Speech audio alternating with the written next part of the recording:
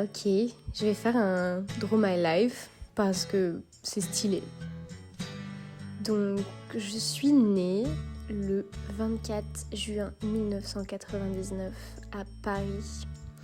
Et mon frère m'avait offert une peluche de poney, mais il était pas hyper content et il avait demandé à mes parents « Il est mignon le bébé, mais quand est-ce qu'il rentre chez lui ?» Putain, on dirait une phrase de Paul Mirabel. Je suis presque sûre qu'il y avait beaucoup de soleil le jour où je suis née.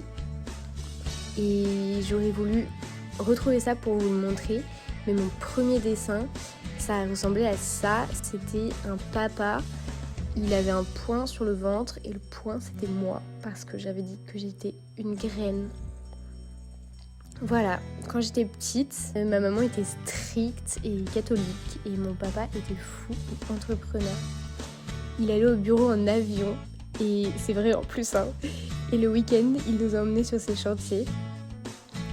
Après, on vendait du sable qui était mélangé avec des fibres d'oreiller, comme ça les chevaux pouvaient mieux rebondir quand ils sautaient. Pour ce qui est de l'école, je me battais tout le temps et il y avait même une fille qui a dit que dans sa famille, ils utilisaient mon nom comme une insulte.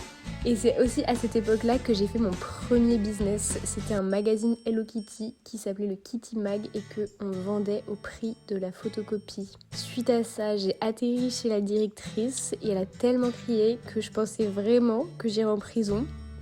Mais a priori non, puisque je suis toujours pas en prison. Et après, c'est à ce moment-là que mon père a eu des petits problèmes au travail et qu'il y a des gens qui ont voulu venir prendre notre télé pour payer des factures. Mais heureusement, il y avait mon papy qui a fait un chèque et puis de toute façon, on n'avait pas la télé. On était le genre de famille où la télé, c'était le démon. Et comme on n'avait plus rien à perdre, on a commencé une nouvelle entreprise dans le salon de la maison. Et quand je dis on, c'est plutôt mes parents en vrai. Mais comme tout ça, ça se passait dans le salon, c'était un petit peu comme si on participait aussi avec mon frère. Moi, à cette époque-là, je voulais un poney et je faisais de la couture. Et puis après ça, j'ai eu un deuxième frère et je suis rentrée au collège.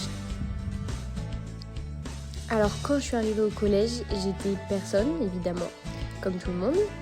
Et donc, j'avais décidé de devenir copine avec la fille la plus populaire, ce qui a hyper bien marché. Je suis devenue cool, je fumais des cigarettes et j'avais un amoureux. Mais ça plaisait pas du tout à ma mère et ça a commencé à devenir très compliqué à la maison. Enfin bon, bref, j'étais ado, ma vie était une tragédie permanente. J'écoutais du rock, je maltraitais mon corps, je vivais dans une bulle et je dessinais tout le temps. Et je sais pas si j'avais des bonnes fréquentations ou pas, mais en tout cas moi j'en étais pas une, c'est clair.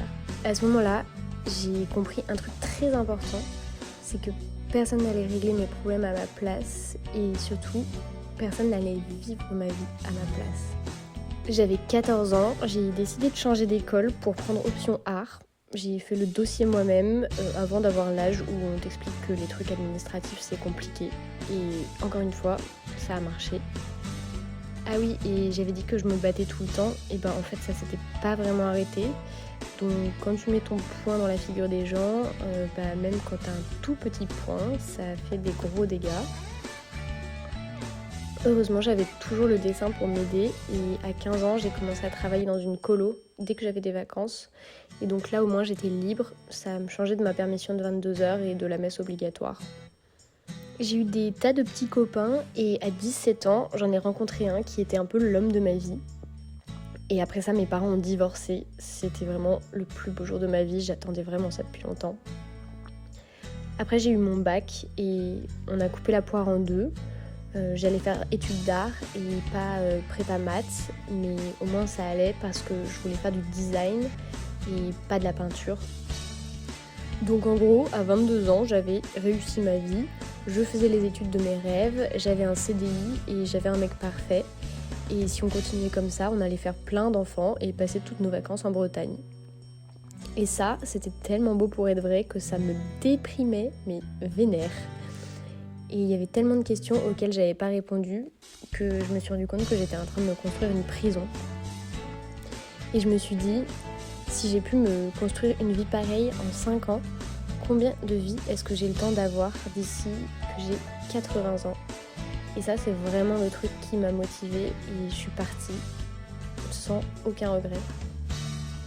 C'est comme ça que j'ai atterri en Allemagne et aujourd'hui je fais quasiment plus que de la peinture. J'ai changé de couleur de cheveux, j'ai appris à faire la fête. Je me sens vraiment bien tout le temps, je pense. Mais surtout, je crois que j'ai toute la vie devant moi.